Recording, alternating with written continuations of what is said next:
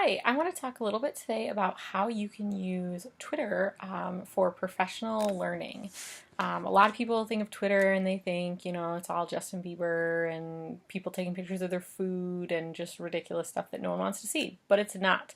It is so much more than that. And educators across the world have really taken to Twitter to use it as a tool. Oops, here we go. Use it as a tool for their own professional learning. So you can see a little bit about myself. I taught social studies and math for 9 years at Charlotte High School, and now I'm an academic consultant at the Ingham ISD. Here is my Twitter handle, so please feel free to follow me when you do get on Twitter. And here's my email if you have any questions. If you want to follow along, you're welcome to go to this link right here, and that will actually give you my presentation. And ignore the conference hashtag. That was for a conference I was at yesterday. So let's start with just talking about what is a tweet, because there's kind of a lot going on in every tweet. So every time you tweet, think of it like a status update in Facebook. You're just kind of telling something. You do have a minimum or a maximum of 140 characters for your tweet, so you have to be pretty concise. Your picture will show up in every tweet, your name that you have put in there will show up in every tweet, and then your handle. Your Twitter handle is basically just a way to identify who you are. It's like your Twitter username. Think of it that way. And companies have handles. So you can see in this tweet, I tweeted at the TouchCast app people because I wanted them to know that I was using their app to make videos, and it was amazing. And sometimes if you tweet at companies, they'll tweet back, or maybe they'll offer you free things. You never know. So I always like to let companies know when I'm using their stuff and when I like it, or when I'm using it and I have problems, I tweet about it too. So the other thing you'll notice, and you've probably heard of this, are these hashtags. So most tweets have some sort of hashtags. And basically what they do for the tweet is they categorize the tweet. So now anyone who searches for the hashtag MishEd is going to see my tweet, even if they're not following me. Anyone who searches for the hashtag FlipClass is going to see my tweet, even if they're not following me. So it's a way to say, here's what my tweet is about. Then, based on when you see someone else's tweet, you can do a couple things with it. You can reply to it if you think there's something super awesome or you have questions about what they put out there. You can retweet it, which if you think in like the Facebook world is like sharing it, like you're basically sharing it on your timeline as well. Or you can favorite, which is kind of like liking something. So you're saying, hey, I really like what you've done here. Now, talked a little bit about the hashtag, but basically, like I said, it categorizes. It's how tweets are categorized. So if you've heard of things that are trending on Twitter, basically that means, it's things that lots of people are using in their tweets. So once you get logged into Twitter, you're going to see this homepage, and I'm not going to go into how to specifically sign up for a Twitter account in this presentation, but you're welcome to contact me if you have any questions.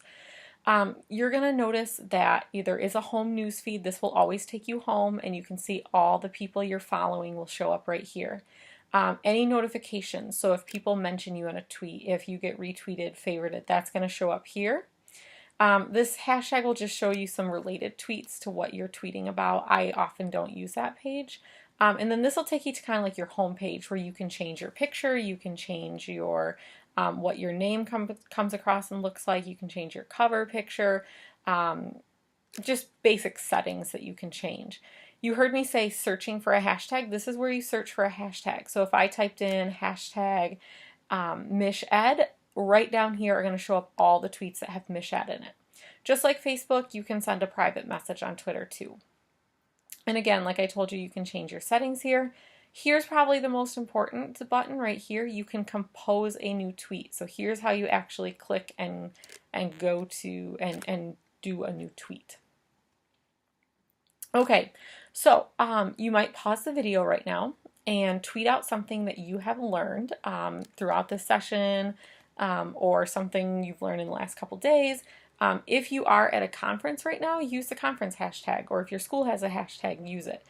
Use a link if one is appropriate. Use the handle of someone that you think is appropriate. So pause this video and take a minute to write your first tweet.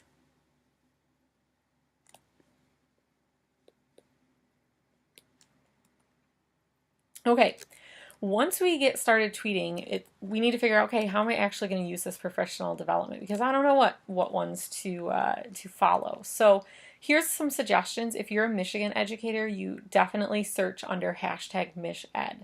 And what you're going to find are Michigan educators who are passionate about what they do, willing to share awesome resources, and they meet every Wednesday night at 8 o'clock for a chat. So if you're around Wednesday nights at 8 o'clock, hop onto the hashtag MichEd. So just search for the hashtag MichEd, and you'll see tweets coming at a remarkable pace of people talking about Michigan education.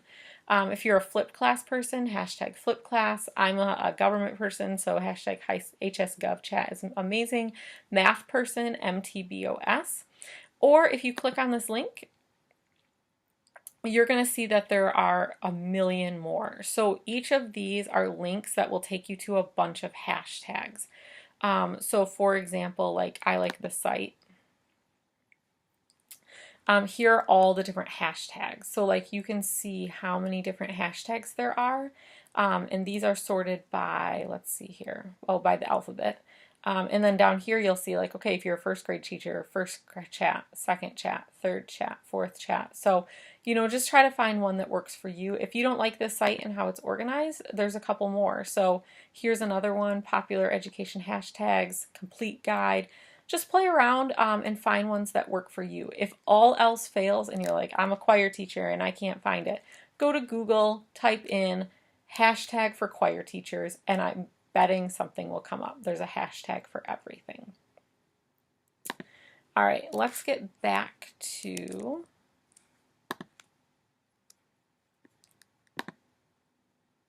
our presentation here. Now, you might be saying, oh my gosh, I have to search all the time and follow. How do I follow hashtags? You can't really follow hashtags on Twitter, but if you get it's a free account and it's connected with your Twitter account on TweetDeck. And all you have to do is go to tweetdeck.twitter.com and you can actually sign in with your same Twitter username and password, and it saves it for you. And then look what you can do. You can actually follow specific hashtags. So each column is a hashtag. And if I wanted to add a new one, I totally could do that. So that's an easy way just to you can click this little magnifying glass button and follow any new ones that you wanted to. So you can see I have a lot. And that way I can see everything that's going on with MichEd.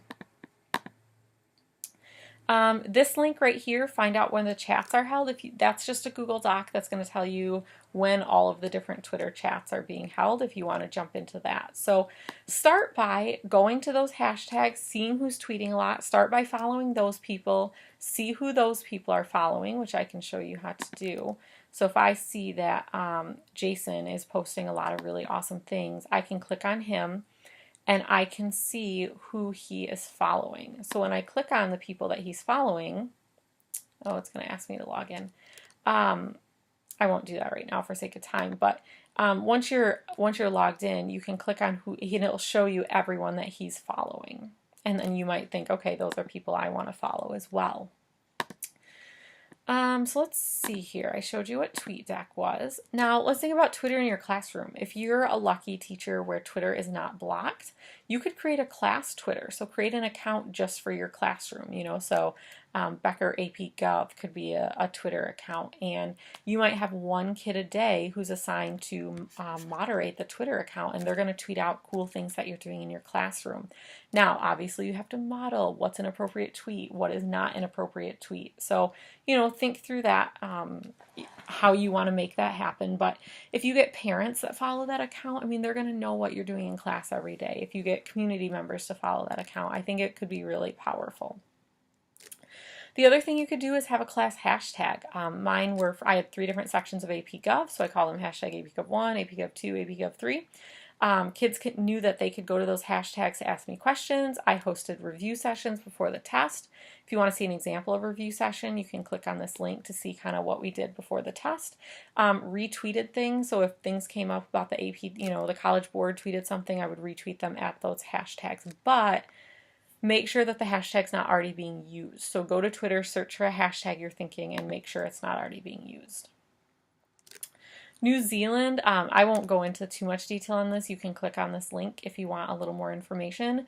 They have a countrywide Twitter chat, and so kids take do these they set up challenges each week. The kids do the challenges, and then they actually tweet about them from 2 to 3 o'clock once. I think it's once a week. I can't remember exactly. Once a week, once a month, but pretty powerful for kids across the country to see what other kids are working on and doing.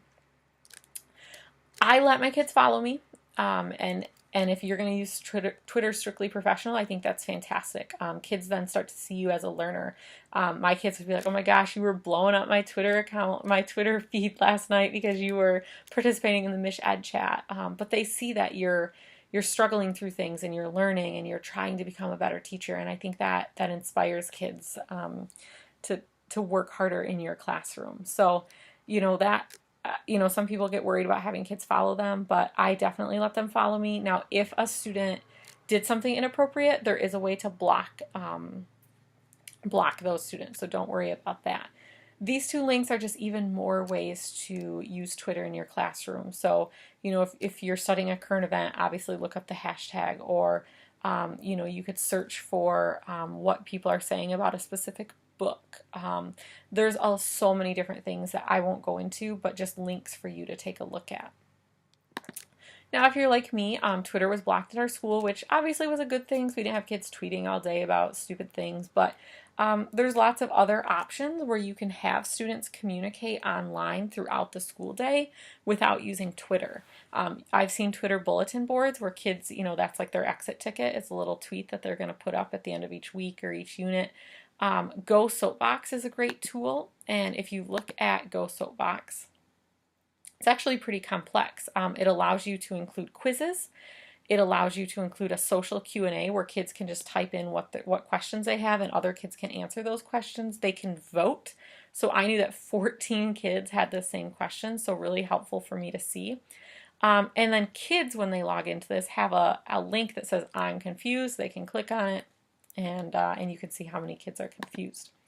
Today's Meet is even easier than that. And if it's just todaysmeet.com, here's an example of one. You can see it's literally just a running feed. And you can ask kids, okay, I want you to record what your group talked about, or I want you to put your questions you have in. All they have to put in is their name. They don't need an account. Same with Go Soapbox. You don't need an account there.